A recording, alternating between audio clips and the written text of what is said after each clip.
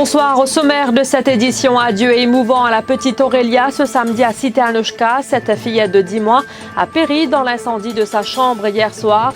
Si son père est hors de danger, sa sœur Natalia, 2 ans, lutte pour sa survie. Témoignage dans ce journal. À Trou-de-Douce ce matin, un motocycliste retrouvé avec des blessures dans un champ de canne. L'état de santé de ce trentenaire jugé préoccupant. Le Makos a un nouveau président. Il s'agit de Suraj Rai, élu avec 55 voix. Sa priorité, promouvoir l'unité au sein du Makos. À la une également, une Mauricienne dans l'industrie du cinéma à Toronto. Il s'agit de Mélanie Anthony. La jeune femme nous parle de sa passion et de son expérience. Et puis, attaque contre des touristes en Égypte. Les autorités annoncent avoir tué 40 terroristes.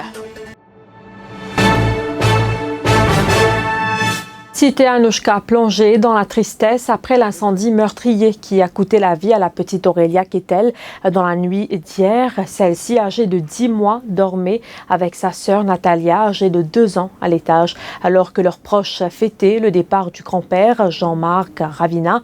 Le malheur a frappé cette famille. Les 2 fillettes ont été prisonnières des flammes dans leur sommeil. Si les proches ont pu secourir la fillette de 2 ans, le bébé de 10 mois, elle, n'a pas survécu. L'autopsie pratiquée ce matin a conclu qu'elle a succombé à de graves brûlures. Les funérailles de cette fillette de 10 mois ont eu lieu cet après-midi en l'église Sainte-Thérèse à Cœur-Pied. Son père, qui a tenté de la secourir, est également hospitalisé. Chez les Kettel, les proches sont inconsolables après cette tragédie.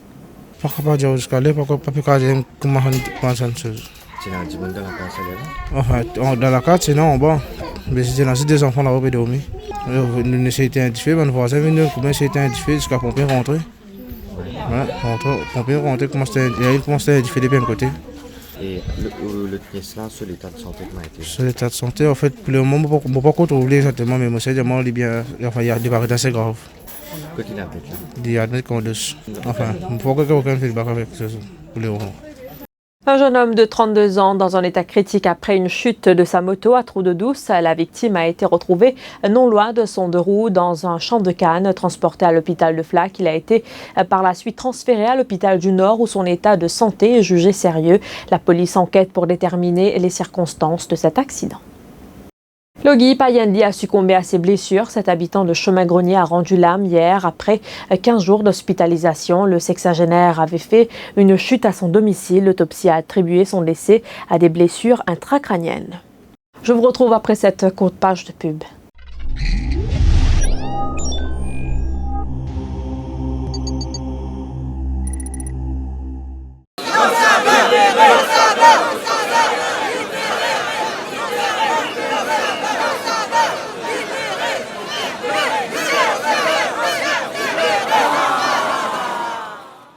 Libérez les saveurs de votre cuisine?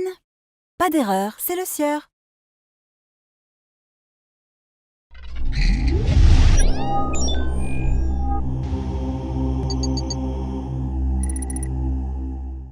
Exit d'Anna Changen, enter Suraj Rai à la tête du Makos, fraîchement élu avec 55 voix sur 139 bulletins dépouillés.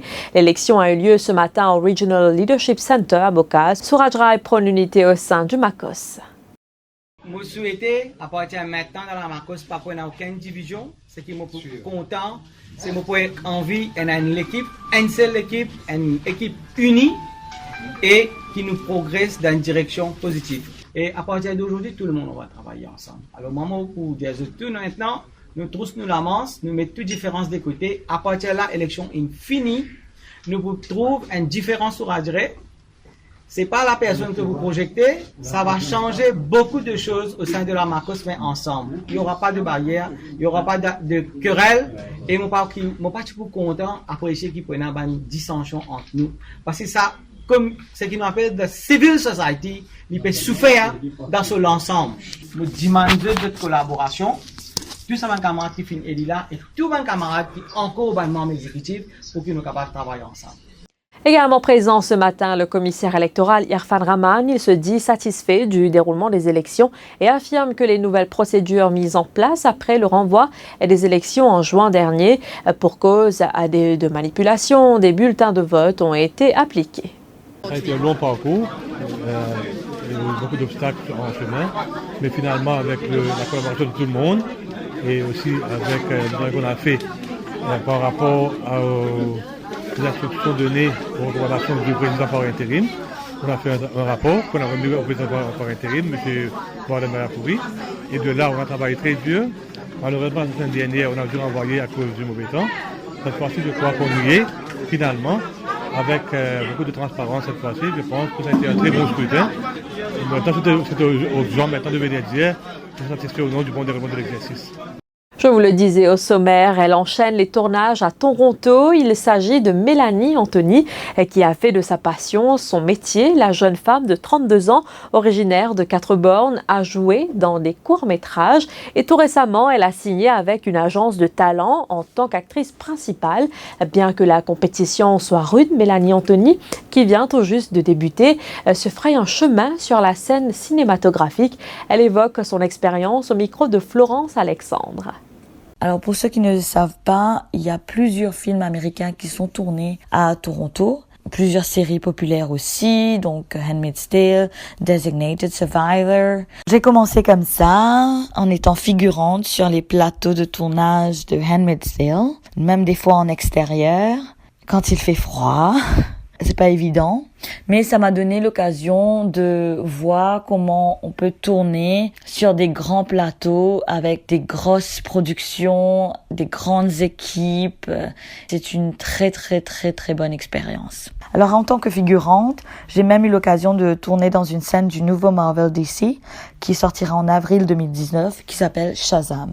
Alors le flip side, comme on dit ici, de cette vie d'actrice de cinéma, c'est qu'il faut avoir un esprit combatif parce que souvent les métiers créatifs et culturels sont précaires et il faut pouvoir jongler avec un emploi du temps qui n'est jamais décidé d'avance. C'est le côté un peu défi des métiers créatifs et culturels. À l'étranger, les forces de sécurité ont tué ce samedi 40 terroristes dans plusieurs raids en Égypte au lendemain d'un attentat meurtrier contre un bus de touristes vietnamiens près du Caire, a indiqué le ministre de l'Intérieur dans un communiqué. De mauvais goût, une vidéo publiée par le ministère britannique de l'Intérieur détaillait le processus d'enregistrement des citoyens européens résidant au Royaume-Uni après le Brexit a provoqué ce samedi de vives critiques pour son contenu et son mauvais timing en pleine période des fêtes de fin d'année. Voilà, c'est la fin de cette édition. Merci de votre attention. L'info continue sur le www.defimedia.info.